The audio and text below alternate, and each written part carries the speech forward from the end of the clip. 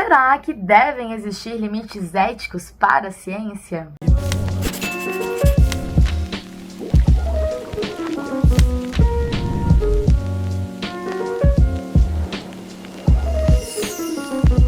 E aí galera, bem-vindos ao canal Felinista. Eu sou a Feline, professora e doutoranda em filosofia.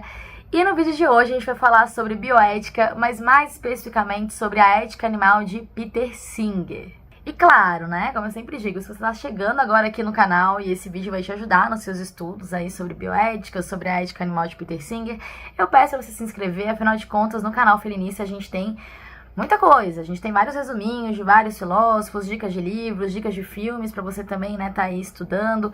E se você é professor de filosofia, também tem vídeo aqui de algumas sugestões minhas, né, com relação ao que você pode utilizar nas suas aulas, conduzir debates filosóficos, entre outras coisas. Então, só conferir aqui no canal, se inscrever, ativar o sininho, que aí você vai receber tudo isso em primeira mão. Também queria aproveitar para divulgar o meu Instagram, que é o @felinista.filosofia, aonde também tem vários esqueminhas, mapas mentais, dicas de filmes, entre outras coisas. Tá tudo por ali, tá, galera? E aí você pode também deixar suas sugestões, suas críticas e elogios, que é importante, lá no Instagram, tá bem? Então, @felinista.filosofia. Vai lá, me segue, conversa comigo. Vamos então começar a falar sobre a temática desse vídeo, né? Sobre essa relação ciência, filosofia, ciência, ética, né? O que a gente pode começar falando? Que a filosofia moderna já traz essa relação da filosofia com a ciência. Só que pensando do ponto de vista da filosofia e da ciência explorando o meio natural. Da filosofia e da ciência explorando a natureza, explorando os animais. Francis Bacon, inclusive, né? Uma imagenzinha aqui do Francis Bacon pra gente saber de quem a gente tá falando. Ele vai ter uma frase, né? Saber é poder, que expressa muito essa noção, né? De que a capacidade racional do ser humano é o que faz o ser humano ser capaz de dominar, de controlar e de se adaptar à natureza e aos demais seres, né? Realmente nesse intuito de exploração também, né? Essa capacidade racional que vem a suprir as faltas corpóreas que esse ser humano tem e, né, por meio então da sua inteligência, né, de construir ferramentas que sejam essas ferramentas de domínio de fato. Acontece que a filosofia moderna e toda essa tendência de utilização da ciência e da filosofia para dominar o meio natural vai trazer uma série de danos, né? Afinal de contas, acaba que a exploração da natureza gera uma exploração de si mesmo, né? Enquanto ser humano, a exploração da natureza acaba, né, sem precedentes, acaba trazendo muita destruição e catástrofes que afetam a própria existência humana.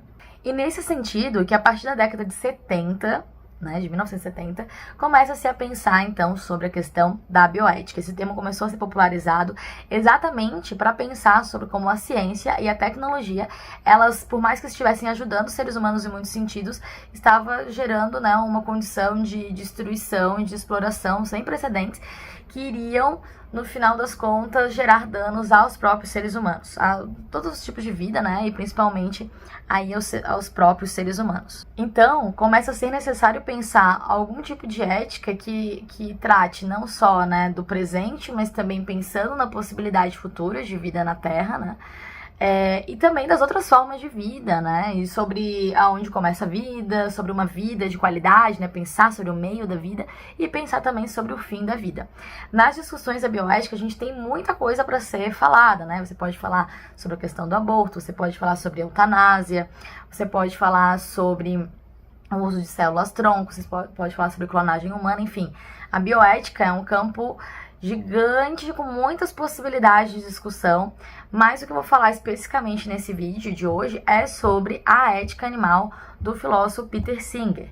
Ele tem um livro, inclusive, chamado Ética Prática, que vai abordar muitas essas questões da bioética, inclusive essa parte que eu tô comentando aqui agora sobre ética animal. E o que a gente falar sobre ética animal, né? A gente falar sobre, será que os animais eles possuem os mesmos direitos que os seres humanos? Será que eu posso considerar, né, a necessidade de existir uma ética que pense a condição do animal? Porque normalmente a maior parte das éticas reflete muito sobre a perspectiva da racionalidade, né? São incluídos na ética aqueles seres que são seres racionais, né? Que são capazes de julgar sobre o justo e o injusto, o certo e o errado, E, enfim, né? E a partir dessa perspectiva que a gente vai começar a falar bastante sobre ética. O próprio Aristóteles, né, fala que os seres humanos, eles têm esse potencial de julgar o certo e errado, o justo e injusto, o bem e o mal, diferentemente dos animais que vão se conduzir, normalmente, pelas sensações de prazer e dor. A questão é que o Peter Singer, inclusive, vai pegar esse elemento, né, o prazer e a dor, como um elemento para falar sobre a ética animal. Então, pelos animais sentirem dor, assim como os seres humanos, eles são dignos de compaixão ao ponto de terem, né, de serem incluídos nos direitos, né, serem incluídos numa moralidade. Então, o Peter Singer, né, só pra gente contextualizar aqui quem é o Peter Singer, ele é um filósofo contemporâneo, nascido em 1946, filósofo vivo. É bem interessante a gente falar de filósofos vivos também, né, galera? Porque parece que, meu Deus, a gente só fala, né, dos filósofos mortos, que a gente estuda normalmente, estão na maioria dos livros das nossas escolas e faculdades e tudo mais. Mas Peter Singer, então, um filósofo australiano, que vai estar discutindo sobre as questões da bioética, especificamente aqui a questão da ética animal que a gente está abordando.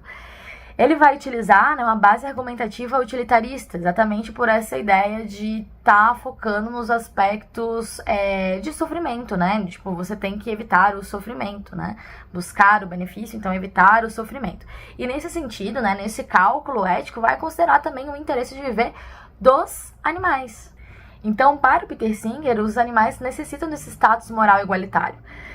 Inclusive numa forma de combater o especismo. E o que vai ser o especismo, né? Especismo. O que vai ser o especismo? O especismo vai ser a ideia, né, a crença de que uma espécie ela é superior à outra. E normalmente o especismo é utilizado como um argumento para a exploração e o uso do animal, né? Seja para o consumo, para se alimentar, seja para você utilizar, né, no vestuário, seja para você utilizar para testes de medicamentos e procedimentos médicos. Então o especismo seria, né, traria argumentos que justificariam, né, para os especistas, que você pode sim utilizar o animal porque ele vai ser então inferior ao ser humano, ele não possui valor intrínseco, né? A sua vida tem menos valor do que a vida humana, por exemplo. E o que a gente pode perceber, inclusive de uma postura especista, é que existem diferentes graus de empatia, né, destinados a diferentes animais. Tem os animais que a gente vai domesticar, vai humanizar, e quanto mais próximo, né, tiver então do ser humano, vai acabar gerando muito mais compaixão, né?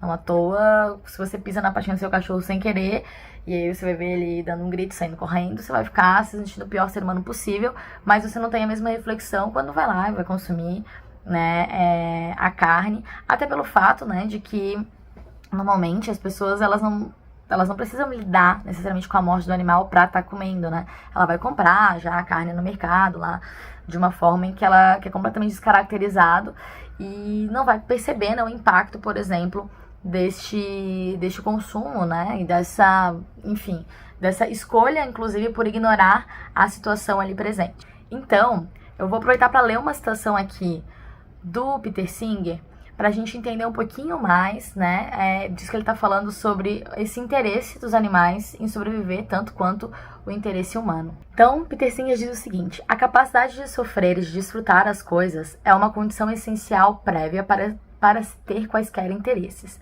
Condição que é preciso satisfazer antes de se poder falar de interesses e falar de um modo significativo. Seria absurdo dizer que não fazia parte dos interesses da pedra ser chutada por um garoto a caminho da escola. Uma pedra não tem interesses, pois não é capaz de sofrer. Por outro lado, um rato tem, inegavelmente, um interesse em não ser atormentado, pois os ratos sofrerão se vierem a ser tratados assim. Então, isso que diz o Peter Singer na sua obra Ética Prática. Essa consideração, né, então, que o Peter Singer está tendo com relação ao interesse de viver é o suficiente para você incluir, então, os animais nos pressupostos éticos. Vai existir também, em meio a isso, uma posição moderada, que não é necessariamente uma posição especista por completo, e não necessariamente também uma posição, assim, de considerar esse status moral igualitário totalmente dos animais com relação aos seres humanos, que vai ser a posição de prezar pela dignidade da vida do animal na produção daquilo, enfim, né, como o leite, como os ovos, ou como o mel que você vai vir a consumir, inclusive a própria carne, né, desses animais. Considerando, né, que eles tenham tido uma vida digna, né? Então, quando você vai no mercado e você vê lá um anúncio ali de ovos de galinhas felizes, ou ovos de galinhas que vivem livres, o que significa isso, né? que elas não vão estar presas numa gaiola com mais, sei lá, 10 galinhas apertadas, não podendo ciscar, né? Porque elas vão ficar numa gaiola com as patinhas assim, então não podendo ciscar, ou algo do tipo, que fazem coisas que fazem parte da sua natureza. Essa galinha que vive livre, então ela pode, né, usufruir de um grande espaço, ela pode ciscar, ela pode estar bicando ali no chão, essas coisas todas que fazem parte da dignidade da vida da galinha. Então, posições moderadas são aquelas que defendem que se esse animal ele teve uma vida feliz, ele, né, é menos pior, né? E, portanto, poderia ser utilizado esse animal, né, para o consumo, ou aquilo que ele produz poderia ser utilizado para consumo, como, no caso, o ovo e o leite, por exemplo. Então, a defesa do Peter Singer é basicamente essa, né, de que a dor é ruim em si, não importa quem esteja sentindo, né, se vai ser o ser humano ou se vai ser o animal. Galera, então é isso, espero que vocês tenham gostado do vídeo, espero que vocês tenham compreendido um pouco aí da teoria, né, tanto do Peter Singer com relação aos aspectos da ética animal, com relação à importância de pensar a bioética. Logo eu posso aparecer aqui com algum outro vídeo sobre alguma discussão bioética bastante pertinente para a contemporaneidade. E é isso, espero que vocês tenham gostado. Deixa o seu like, se inscreve no canal, deixa o seu comentário aqui embaixo para eu saber se você assistiu esse videozinho até o final. Compartilhe com seus amigos, nos ajude a crescer no canal cada vez mais. Um super beijo e até uma próxima!